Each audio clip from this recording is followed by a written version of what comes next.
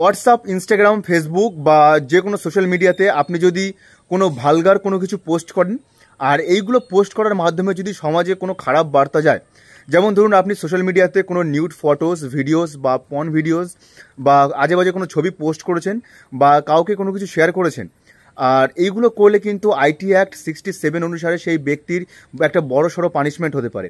তাই অনেকেই হয়তো ভাবে যে আমার নিজস্ব অ্যাকাউন্ট বা নিজস্ব ওয়েবসাইট আছে, আমি যা কিছু ইচ্ছা তাই পোস্ট করব বা যা কিছু ইচ্ছা তাই শেয়ার করব, আর এটা কিন্তু একটা বিগ ক্রাইমস ইন ইন্ডিয়া। আর এইগুলো যদি আপনি করে থাকেন তাহলে কিন্তু আইটি অ্যাক্ট 67 অনুসারে কিন্তু আপনার পানিশমেন্ট হতে পারে। আর পানিশমেন্টটা হচ্ছে অনেকটা বড় বা অনেকটা মানে অনেক অনেক বছর ধরে আপনার জেল হতে পারে বা অনেকটা ফাইন হতে পারে। যেমন আপনি যদি প্রথমবার এই কাজগুলো করে থাকেন আর আপনি যদি ধরা পড়ে যান, তাহলে কিন্তু আপনার পানিশমেন্ট হতে পারে 3 বছরের জেল এবং 5 লাখ টাকা ফাইন। এবং এই অপরাধ যদি আপনি সেকেন্ডবার করেন বা যদি দ্বিতীয়বার রিপিট করেন তাহলে কিন্তু আপনার মানে 5 বছরের জন্য জেল এবং 10 লাখ টাকা পর্যন্ত ফাইন হতে পারে।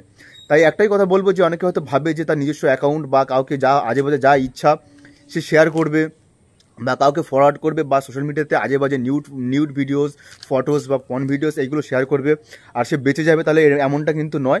আইটি অ্যাক্ট মানে ইনফরমেশন টেকনোলজি 2000 খুবই কিন্তু কড়া। আর একবার যদি তুমি এগুলো করো আর একবার যদি মানে তুমি যদি ধরা পড়ে যাও তাহলে তোমার উপরে কিন্তু একটা বড় সড়ো ক্রাইমের চার্জ লাগতে পারে। তাই বলবো সাবধান। আর মানে বলেই দিলাম যে একটা বড় ধরনের সাজা হতে পারে।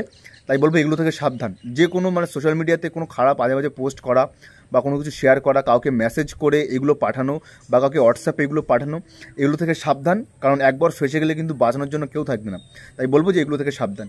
আর আমার ভিডিওটি ভালো লাগলে অবশ্যই লাইক, কমেন্ট, শেয়ার অবশ্যই করবেন। আর আপনি যদি প্রথম হন অবশ্যই সাবস্ক্রাইব করে ল উইথ বিভাসের পাশে থাকবেন।